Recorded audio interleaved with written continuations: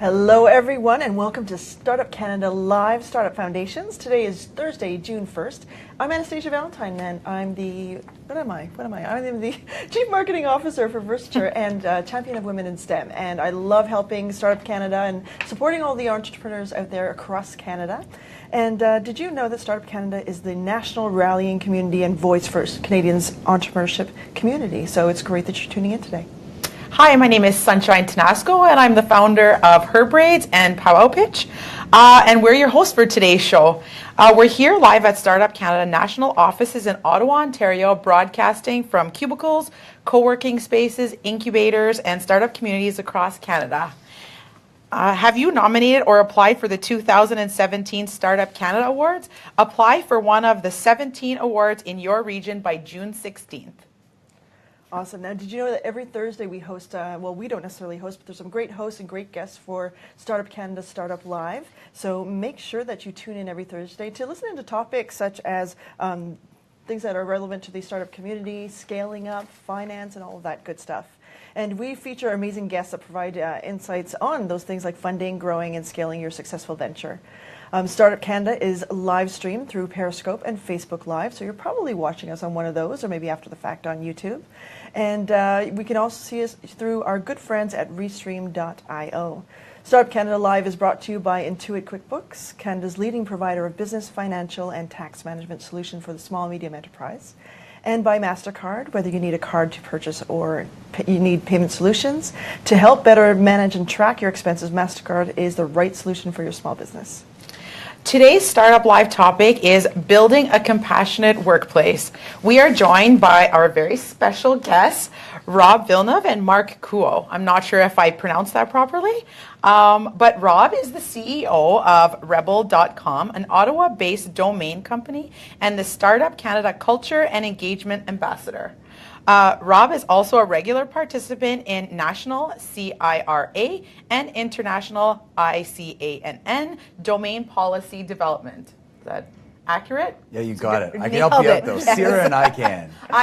Okay. Just go for it. Okay. Excited to be here, guys. Thanks for having me. Thank you. That's amazing. Welcome, everyone. Joining us from Vancouver, BC, Marc is the founder and CEO of ROUTIFIC. Did I say that right?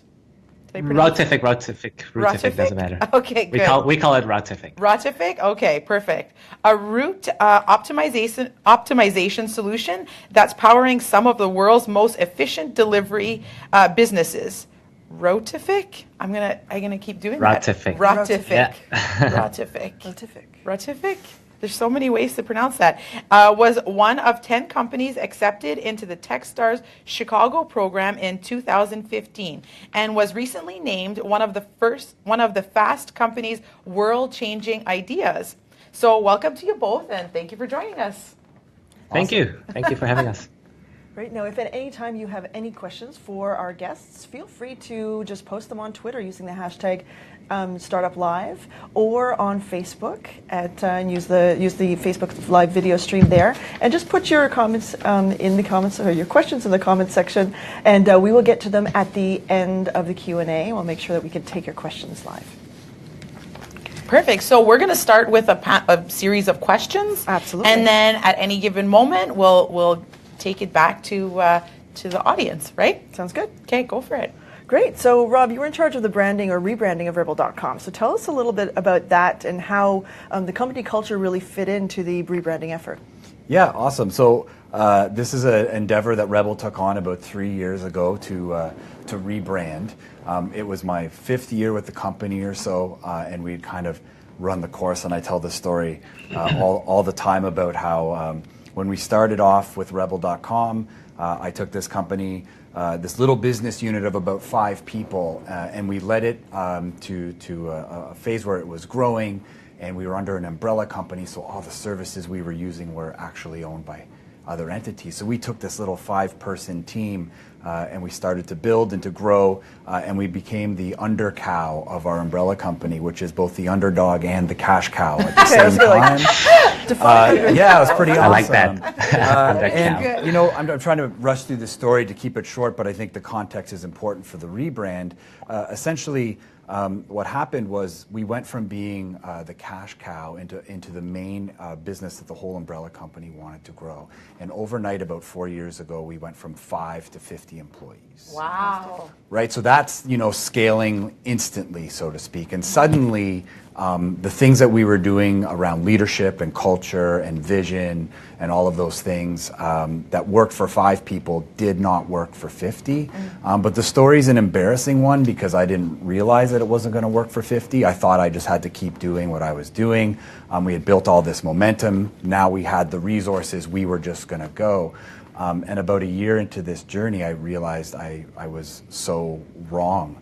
And I learned that by reading Glassdoor. Is everyone familiar with Glassdoor?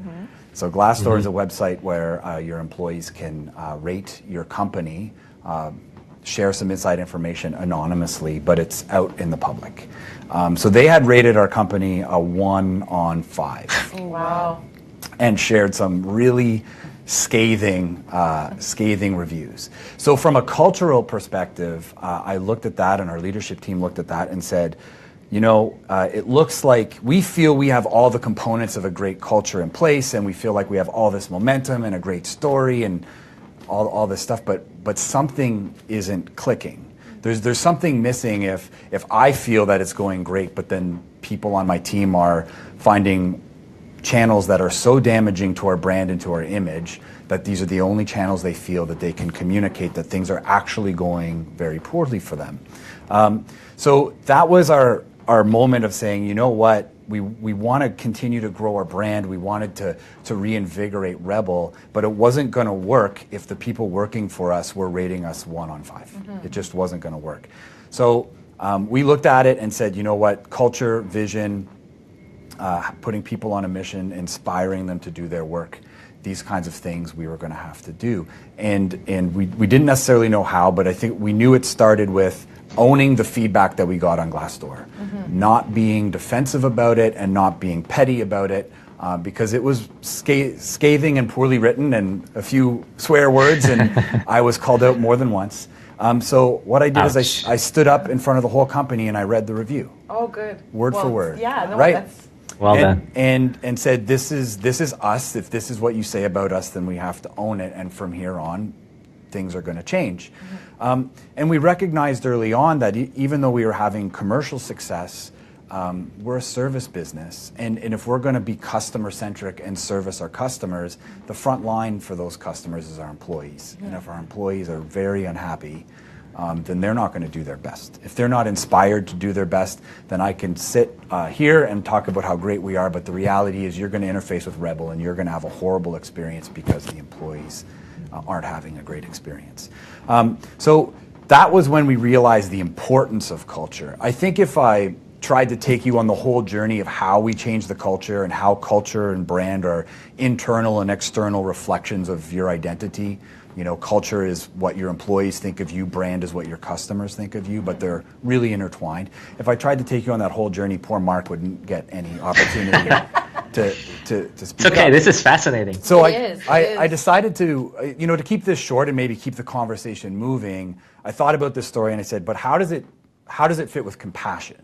Yep. Compassion isn't a word I ever attributed to Rebel before.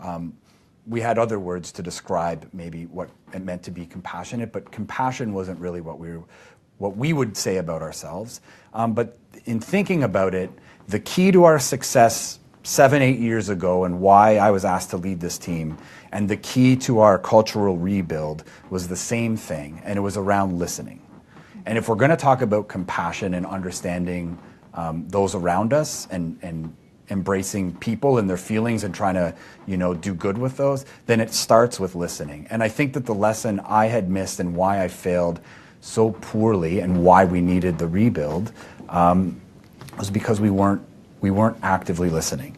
We weren't actively communicating, and I'm sure communication will come up, and there's lots of tools and tricks and software we used and different meetings we held and events and all that stuff. But when it came down to it, our leadership team needed to shut up for a little while. And they needed to actually actively listen to the feedback. And it started with that Glassdoor review. We couldn't shove it off as one or two disgruntled employees who we needed to weed out. We needed to say, this is probably a sentiment that's to some degree or another exists within our organization, and we have to find better channels for our employees to give us this feedback, and we have to find better ways to act on the feedback to take these problems and make them go away. Excellent. And that took a lot of courage, too, Yeah. to actually stand up in front of your entire team and just say, this is where it is. So bravery is one of the words that we... Absolutely. Awesome. That's very interesting. Thank you for being very honest about that. Again, that takes a lot of courage, even just to speak about it after the fact. So good for you. So next question goes to Mark. To quote you from the Startup Podcast, you said, culture is one of the most important things a CEO should focus on. As CEO of ROUTIFIC, how are you leading the way in company culture? Yeah, I still believe culture is indeed one of the most important things a CEO should focus on. As Rob's anecdote stressed that, I've heard many other anecdotes of other founders that have gone through the same kind of aggressive growth, but then couldn't realize the full potential of the team because the team just wasn't cohesive or the culture just wasn't set that everybody shared. So it is definitely still one of the most important things to do. Now, we are a company that's about 12 people, 14 soon, so it's a much smaller company compared to Rebel. So the way to lead culture in a company, to set a company culture in such a small team is much easier than if you had to deal with 50 people, because the communication channels just scales exponentially with every person you add to it. But so in our culture, it's very. I think company culture can be very easy. And the way to lead that would be to just be yourself. And I view culture as a lifestyle, not necessarily a thing that you do once, you set and forget. It's not necessarily the mission statement or the values that you write on the wall that nobody really reads or understands because it's ambiguous. But if you think about it as a lifestyle, all you need to do is make sure that your personal core values really align with those of your team and really talk about it. So for instance, at ROUTIFIC, all our company core values are set from the bottom up. And we were lucky that all the important things that our team members told everyone they find important all aligned really, really well. So we decided on our top 3 core values that way. And once you align very well with those core values, you set them and you live by them day by day. It's a matter of talking about them. It's a matter of referencing them whenever you make decisions.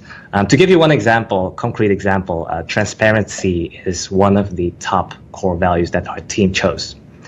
And so once you know that, it becomes really easy to make decisions like sharing the financials with the entire team. You're just being transparent. You're living by your core value. So anyone on the team knows exactly how much money we have in the bank, like how many months we have left before we run out of money, what the next target is, and how close we are with that revenue target. So it's if you think about it as a lifestyle, all you need to do is just live it and just show up to work, be your silly self, and culture will happen. That's awesome. That's awesome. So this is a question actually for both of you. So let's talk about compassion in the workplace. We talked about bravery and some courage, but compassion, and maybe you can give some examples and tell us how trust comes into compassion in the workplace as well. Mark, you want to take it, or you want me to take a stab? Sure, I'll take a stab. See you anymore, you can take right? a second stab. There you go. So compassion at the workplace. So I think it's about getting personal. So like I said, it's about showing up to work where you can be yourself.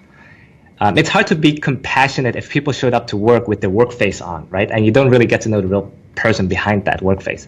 So we focus on creating a culture where we are all friends and we get to know each other as friends. And when you do that, you can really talk about your personal struggles and show compassion that way. I think it's really hard to not have that kind of openness and transparency and be compassionate at the same time.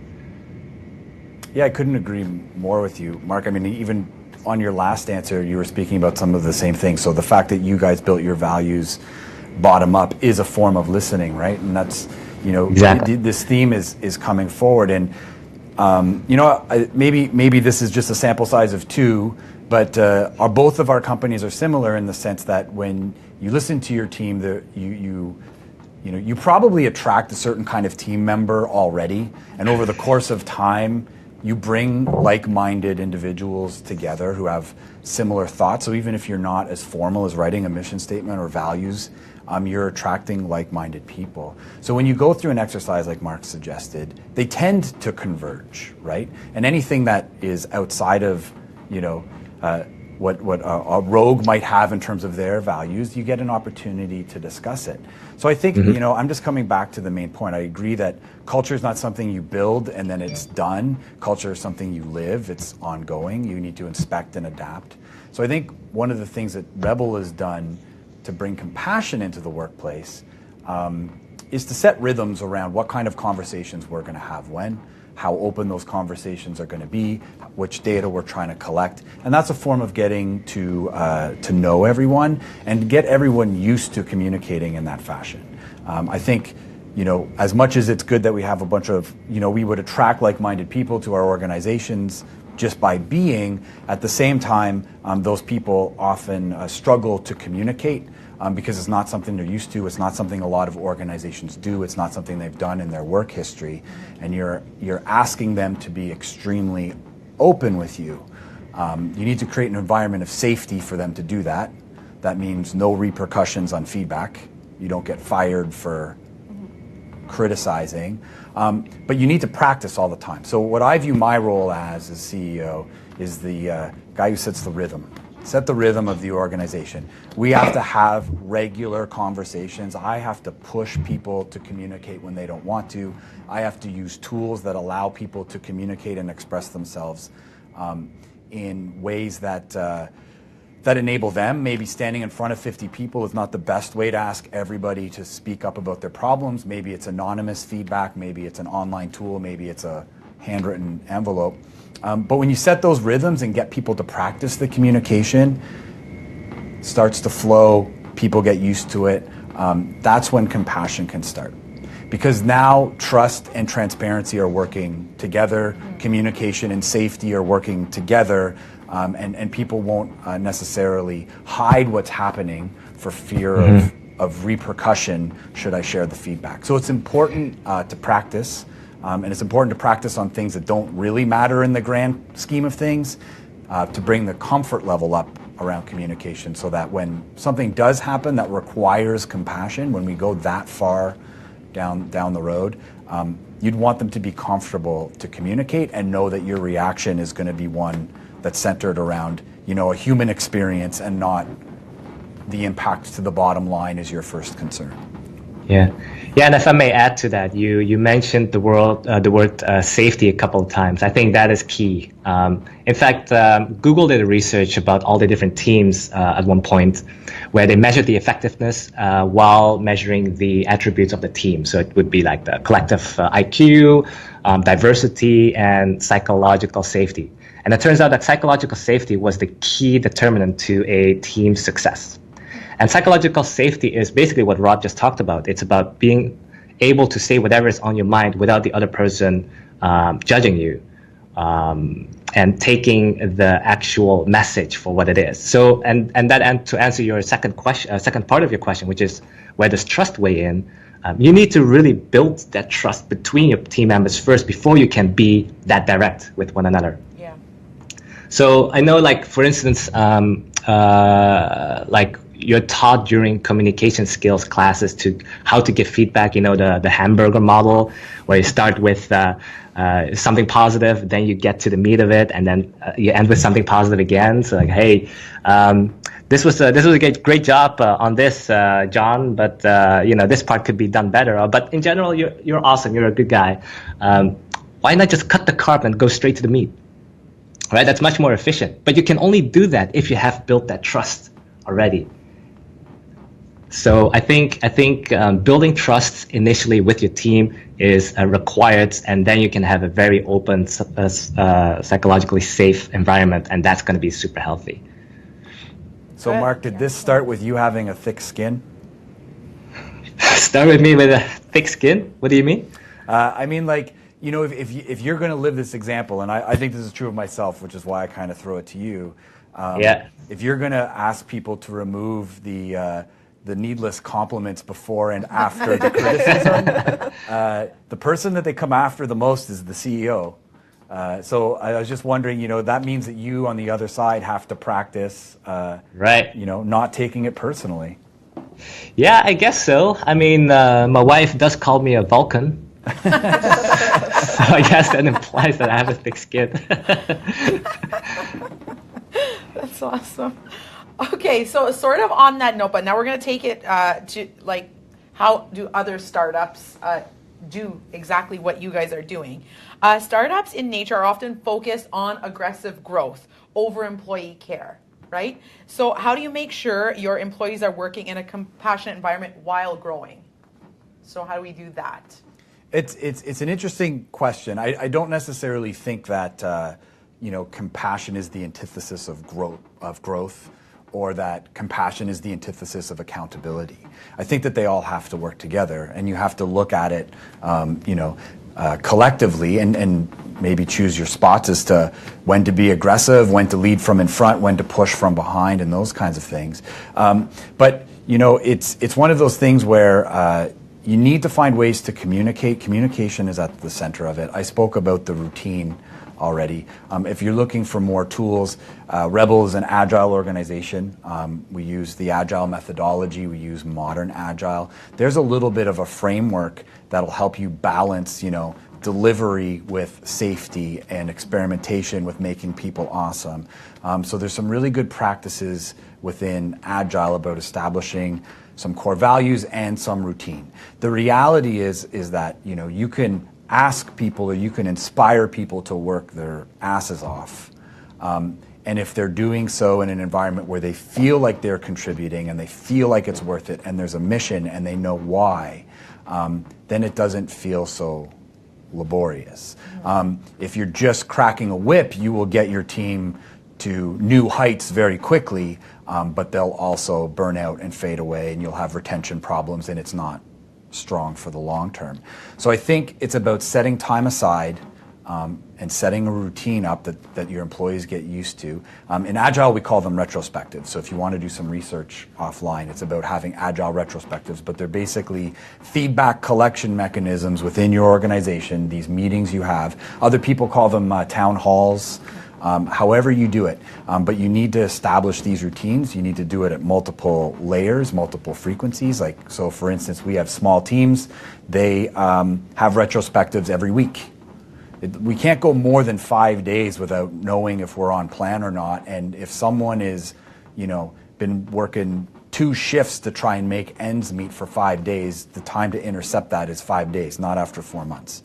So really, really, really frequent communications. And unfortunately, I wish, you know, we work in an open environment, so we think communications is going to happen naturally, but it doesn't. So I think that, you know, for startups, they need to really focus. Sorry, am I shaking in the chair? It's going crazy. I think it's really important for the leaders of the organization to force employees to set time aside to reflect and to share those communications and ideas. Often the problems that are leading to those kinds of stresses that you feel at a new startup can be explained away. It's cathartic even getting it off of your chest. That's usually half the battle. Never mind when you actually say it and there's 5 people around you who are willing to help and go, oh man, I didn't even know that you were putting that much effort into this. Turns out I have some free time. Or I think I know a shortcut. You need to establish that routine with your organization to get through those stressful times of really pushing your team beyond their limits with capacity, which is the stress you feel when you're growing a startup. Do you have anything to add to that, Mark? Can you repeat the original question? Yeah. So startups in nature are often focused on aggressive growth over employee care. Yeah, I would say that aggressive growth is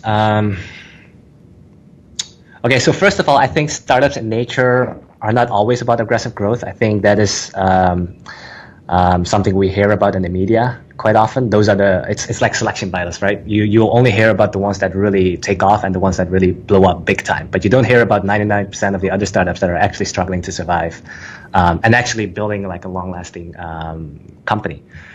So that's one side point, but I think also aggressive growth itself is a choice, and it is a choice that affects your culture. I think something that the leadership chooses to do will attract it will create a certain environment and certain culture by itself. Like Rob said, if your team does not gel with that aggressive kind of culture, then they're going to burn out, and then they're going to leave. You're going to have turnover. You're going to have problems. And I would also add that aggressive growth is something that a lot of Silicon Valley startups tend to focus on, because but then they try to add culture later on after they've grown. But I would say that once you've gone through that crazy growth trajectory, you have already set the culture for yourself to be aggressive, and growth is the most important thing. To change that shift to then create a compassionate workplace is going to be really, really hard. Like take Uber, for example. They're having a lot of struggles with the culture this year because they have set a clear culture of growth. Growth is the number one priority, and anything else can suffer. Growth at all costs is probably not the greatest strategy, for sure. It could work. It's a choice. But it needs to be a conscious choice that the leadership or the team should decide on. Is that really the culture that we want to set? Yeah, Mark, I totally agree with you on that one, and I think this is a pet peeve of mine with startup culture specifically. I look at Dragon's Den and Shark's Tank as my example of how not to run a business, how you don't seek funding. It's what my parents think I do because my title says CEO, but my life is nothing like any of the people on Dragon's Den. And I think that it's the idea that a successful business or a successful startup doesn't necessarily need to aim to be the next Uber, the next Facebook, right? The majority of companies are not, and they're around and they survive and they do their thing. So you're right, growth is a choice. And if that culture informs you and you think that the only thing you can do is seek big seed rounds and shoot for the moon, but that doesn't align with what it is you actually do or the market you wish to serve or the employees you have, you're almost set up on the wrong path by this startup culture that is informing you through television and all the news stories and things like that. So I think it's important to sit back and reflect on exactly what Mark said. Is it aggressive growth that we're after? Yeah, does that gel with your personal values? Like if it doesn't gel, and if you're for example, we have set a culture of efficiency here at ROUTIFIC. We strive for efficiency in everything we do, not just the optimized routes that we create for delivery businesses, but also efficiency in the way we run our meetings, the way we build the software, but also so that kind of core value. So that's the core value, and then we use that to drive decision making, even in fundraising. So we wouldn't want to fundraise unless we know how to spend that money efficiently. And a lot of the, especially against, to pick on Silicon Valley, they have a reputation of raising a lot of money and just burning it as fast as possible and then not getting anywhere. Some of them do end up exploding, but a lot of them don't. And I think with ROUTIFIC, I think the work we do is way too important to just gamble away and play the VC game. So again, I think it in the end, it ties back to culture, and it ties back to consciously deciding what you think is important to you and your team.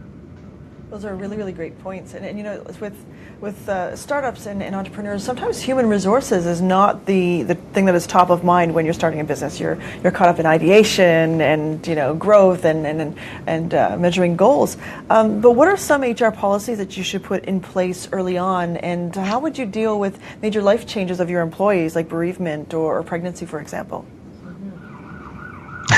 I don't like the term HR.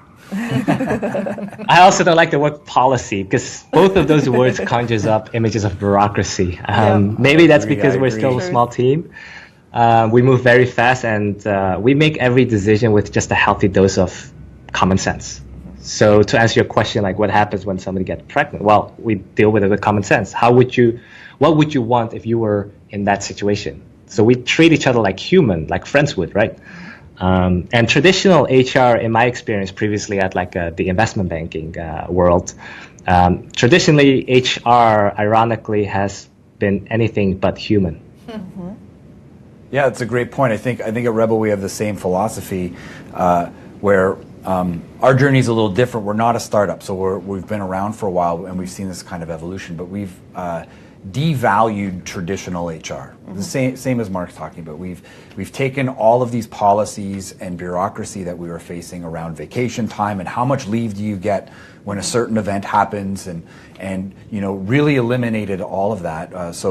And I think that these are things startups can do too. We have the same unlimited vacation policy. Mm-hmm. We're an objectives-based organization. We will establish objectives and we will work our damnedest to meet those objectives. But how you do your work, when you do your work versus when you go away, it doesn't matter. And that makes that simple decision around allowing people to choose their own vacation time and the flexibility around choosing when and how they're going to work and enabling them to work remotely eliminates so many of the questions and the problems down the road around how do you handle bereavement time, or how do you handle stress leave, or how do you handle it. It's all baked in, right? You're expecting your employees to act responsibly as adults, as caretakers of your organization, and when the best thing for the organization and them is some leave, then the best thing is some leave. Mm-hmm. And we're empowering them to make that decision. So on that front, that's something easy you can do. Other things that you can do, I mean, by no means is Rebel at the point where we can, waste money. We still need to be very efficient and effective with our spending. So all of the things that we do around culture are very cost effective. It is not very difficult to get your team out to go through a walk through Gatineau Park. Mm-hmm. It is not very difficult to take them out for evening beers or set some kind of ritual. It's not very difficult to hold a town hall in your own lunch space. Mm-hmm. So all of these things that we do as examples are not, costly or out of the reach of a startup because you'd expect them to be, operating very fiscally responsibly. So there's so many easy wins. And then, there's other things too that are on the perk side, like ping pong tables and, it doesn't take very much to say to your staff, hey guys, you know what, we need to have a ping pong tournament and you're going to organize it and it's a ladder tournament, go. And it's amazing, you could view that as a waste of time, or you could view that as just a little bit of team building and a little bit of self-organization happening, and it's as expensive as a ping pong table. Yeah. No, that's great. I like what you said, the caretakers of your organization. Mm-hmm. Like that's right on. Okay, so sort of on that note about people doing sort of what they need to do, hiring and firing costs. Startups a lot of money. So how do you retain talent? Build an awesome culture. That's it? Yeah. Easy peasy? Totally. Culture, yeah. Once you have an awesome culture, and ping pong table is part of it. It doesn't necessarily mean that once a company has a ping pong table, you have a good culture. Culture is, again, it's a lifestyle. So I've visited offices where there are ping pong tables, but nobody dares to play on it because they think they're slacking off, right? Then that defeats the purpose. It's just a waste of space at that point. There's a saying going on within the community that talks a lot about corporate culture, that perks are not your culture. Mm-hmm. So when we mention perks and the kinds of easy things you can do, it's important to recognize that they need to come along with the communications and all of the extra effort around establishing culture. That putting an Xbox and a TV or a ping pong table or one change to a vacation policy does not a culture make. So, that's when the listening and the routine comes in, because Rebel's culture journey, one, it's never ending, as Mark stated before, which means we need to be continuously listening and asking for that feedback. But when your employees tell you what's wrong and something needs fixing, fix it. Yeah. Right? And they will guide the way. And then that's another way of ensuring that the culture you're building aligns with your actual employees and how they feel and their values.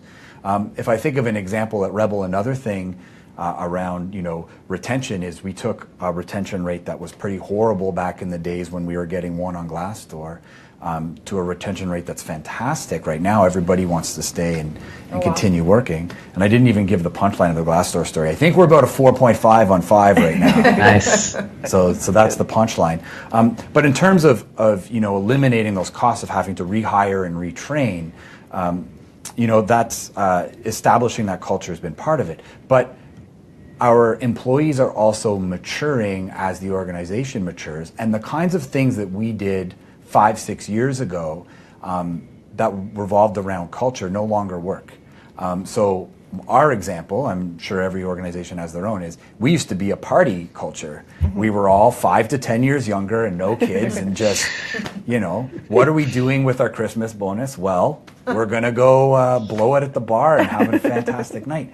And we've all grown and matured together. So now we're all in our 30s and we all have kids. And we said, if we just blindly played the take your employees to the bar and they will have fun card all the time, now it doesn't work. So what we did for a culture event this year was take all the families out for a family day, because everyone in our organization right now is a family. But you need to recognize that your culture is always evolving and your employees are always evolving. So the right thing to do, for us at the moment isn't ping pong and going to the bar. It's flexible work hours so that you can pick your kid up after school or drop them off in the morning or take a day off when they're sick, or enabling remote work so that when you need to be at home with your kid for the day, you can still get the basics taken care of. So, I know I keep sounding like a broken record, but this all comes back to listening to your employees, giving them the safety to communicate, and when they say something, act on it. So, Yeah, well said. And I would say sounding like a broken record is almost a necessity, because culture is one of the things you so strongly believe in, and so you just automatically keep getting back to it in your own mind, so you keep saying it, and that's part of it. That's part of living it too. So what are some tools that you both use in your organizations to infuse compassion into your corporate culture and into the workplace? And can compassion be taught to new employees or existing employees as you grow? So we do retrospectives as well. What Rob said, we have a lot of meta reviews post meetings or post projects where we talk about how did things go. But we also do frequent one-on-ones where I just sit down in a room, or I take a nice walk around Vancouver downtown, and we just talk about anything that's on their mind, anything that's bothering them, or anything that's going well, what they want to do. And I think just getting personal, if you have created this psychological safe environment, then during those one-on-ones, the important topics, even though it could be something totally personal or outside of work, will come up, and you just listen. And that's I think a big part of being compassionate. It doesn't always have to be about work-related things. So yeah, we do frequent one-on-ones, and I think what Rob keeps saying, just listen. I couldn't agree. I think Mark covered the soft skills. If you want a more structured way of doing it, you can look into agile retrospectives. They're the 5 steps and all the routine, and you can learn a tremendous amount about how to facilitate those types of meetings to collect this feedback. Similarly, one-on-ones, super important just to have casual time, and again, frequency is everything here. If you have one-on-ones every 6 months, you'll make one improvement every 6 months. If you have one-on-ones every month, you'll make an improvement every month. Take that to an extreme. If you have a one-on-one, short one, every day or every week, you'll make an improvement every day or every week. So that takes the stress off of the size of the change and the size of the problem you're trying to fix. Get those more frequent and get the problems and the topics you're trying to take on smaller and make many incremental improvements. That's really the foundation of Agile, the foundation of retrospectives, the foundation of a feedback loop, essentially. Yeah. I think I could throw in some technical tools. These are ones I tout all the time because they were instrumental. So start with Glassdoor and read your reviews there if you have them, and own what people are saying about you in any public space, social media, whatever. But we decided that the reason that employees were using Glassdoor, and I think we were pretty right about this, is that they wanted a way to communicate anonymously, they wanted a way to communicate electronically.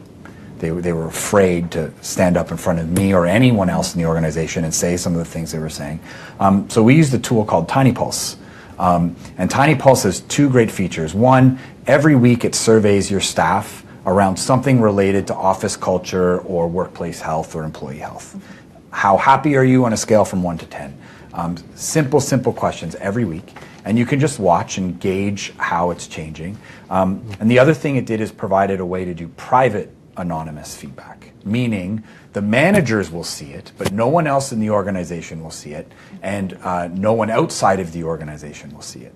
And that was really the turning point for us, was establishing a way for people, because we had yet to build the trust and the safety, was we needed to give them a tool for anonymous feedback in a form that, you know, they really felt safe, that they couldn't be identified, therefore there could be no repercussions.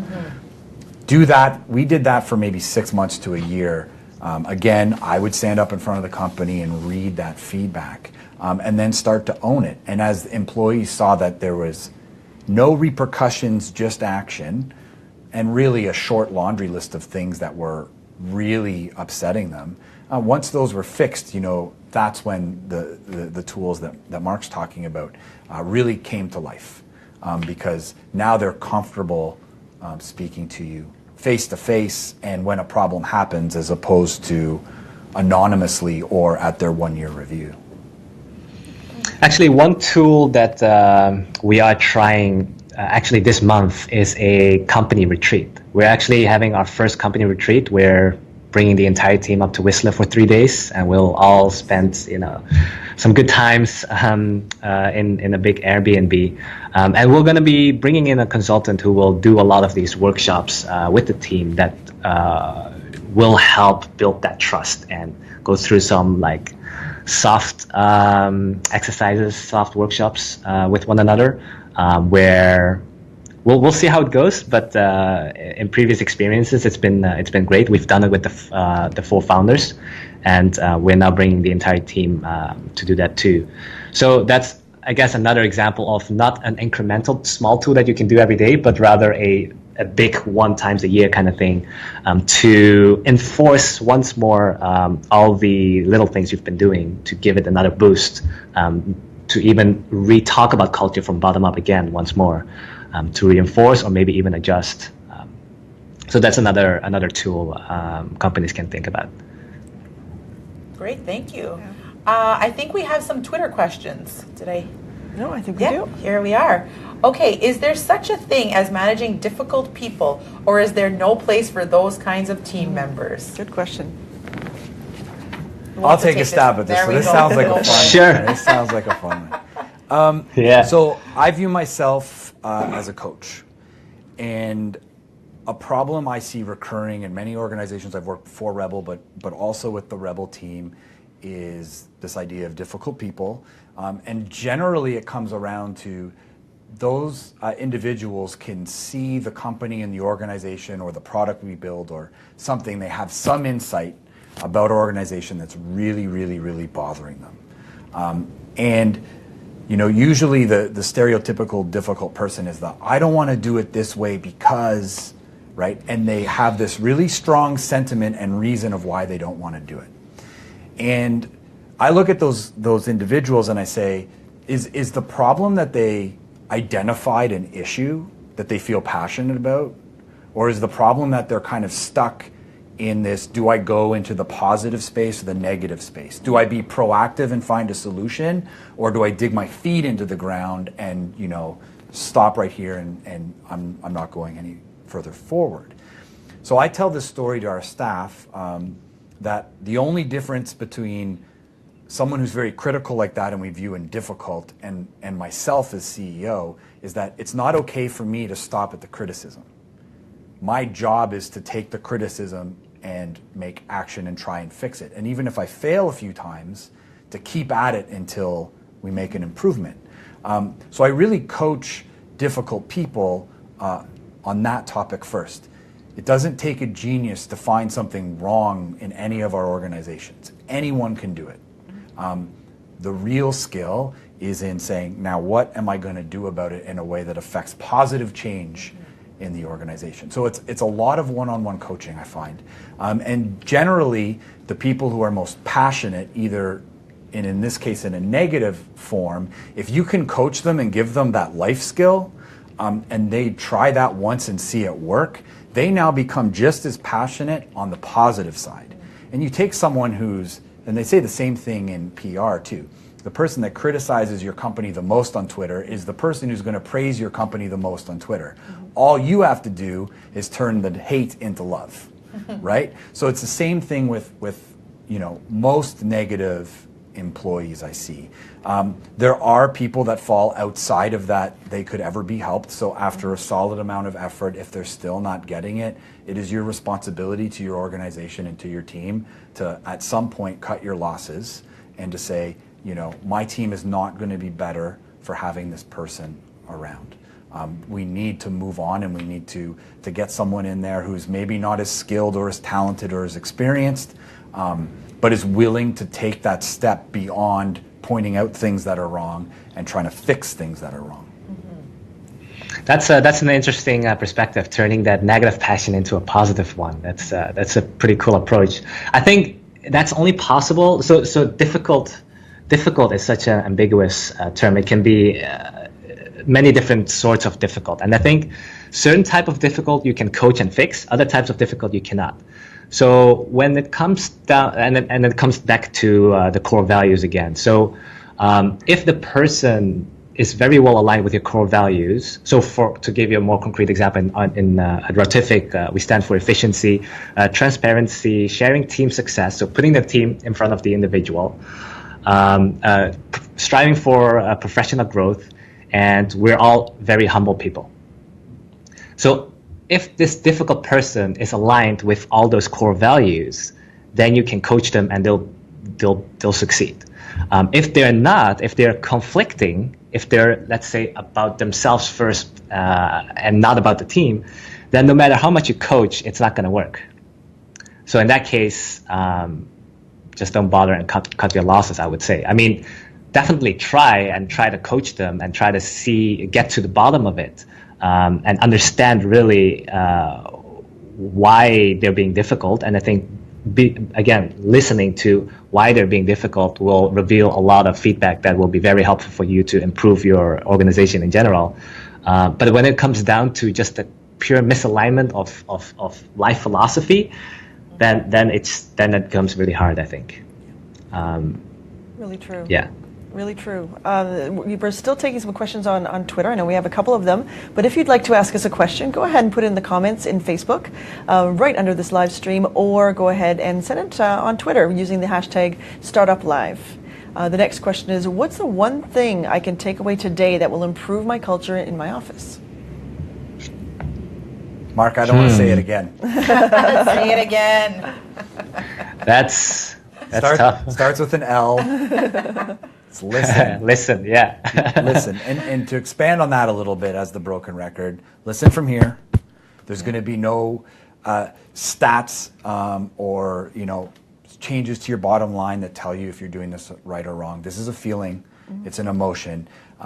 Truly sit down and have the patience to listen and try not to react when you're the center of the feedback. If you're the part of the problem, or you feel really defensive about maybe a decision you've made or a course of action you've taken that is coming under criticism, just sit back and listen and give yourself some time to figure out what to do about it. I think ultimately that's the core. And if you listen, the feedback you get will guide the way.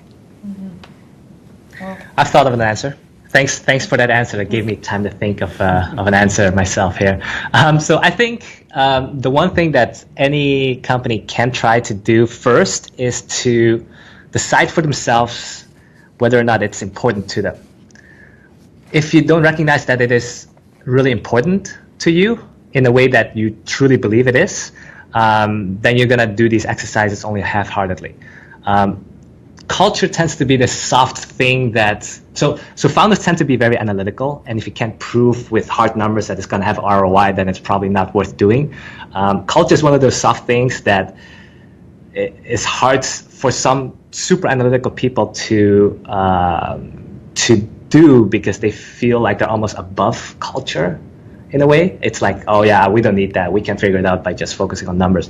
But if you think about it in a way that your team, number one, is the most important asset to your company. I think most, if not all people would agree with that. And if you focus too much about just your business and not your team, the team ends up being your engine. And if your team is not running efficiently, your engine, your company isn't running efficiently. Your whole business model just breaks down. And how do you make sure that the team is running as efficiently as they can be? It's culture. So once you realize that, and once you realize how important it is, and once you hear stories of companies trying to grow too fast without thinking about culture, then you realize how important it is. It's something that it's almost fundamental if you want to really scale up. Excellent. I think we have another question. Do we? Yes. Rob, I love the idea of unlimited vacation time, but how can you actually implement that in a startup? That's a great question, because I was wondering that too.